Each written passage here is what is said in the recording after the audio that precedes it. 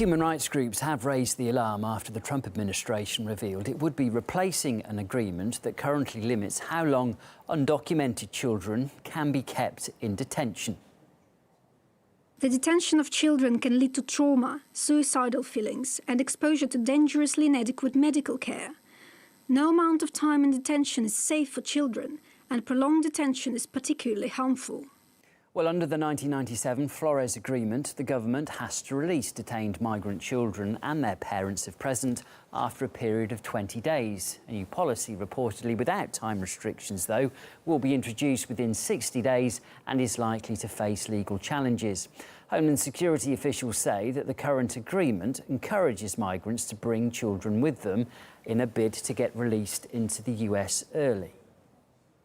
The new rule will protect children by reducing incentives for adults, including human smugglers, to exploit minors in the dangerous journey to our border, using them to beat the system and be released into the United States. No child should be a pawn in a scheme to manipulate our immigration system, which is why the new rule eliminates the incentive to exploit children as a free ticket, or as one gentleman in Guatemala told me, a passport for migration to the United States.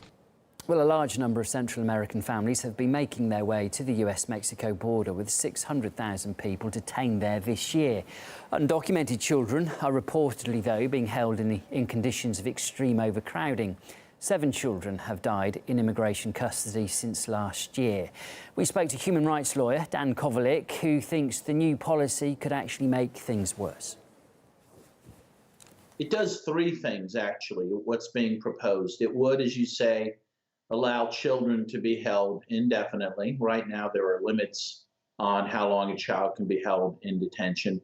The second thing it does is remove all state regulations on these types of detention centers. And the third thing it does is it will deny access to independent observers who want to go to see and make sure that the conditions that hold children and their families are appropriate. So if they're held indefinitely, we know children are going to be abused and treated terribly. These immigrants are already in uniquely terrible circumstances, and this is only going to make it worse. The U.S. is doing this really as a coercive measure to try to deter migrants from coming into the country. Basically, the U.S. is saying, if you come to this country with children, you're going to be treated very badly, and your children are going to be treated badly, so don't come.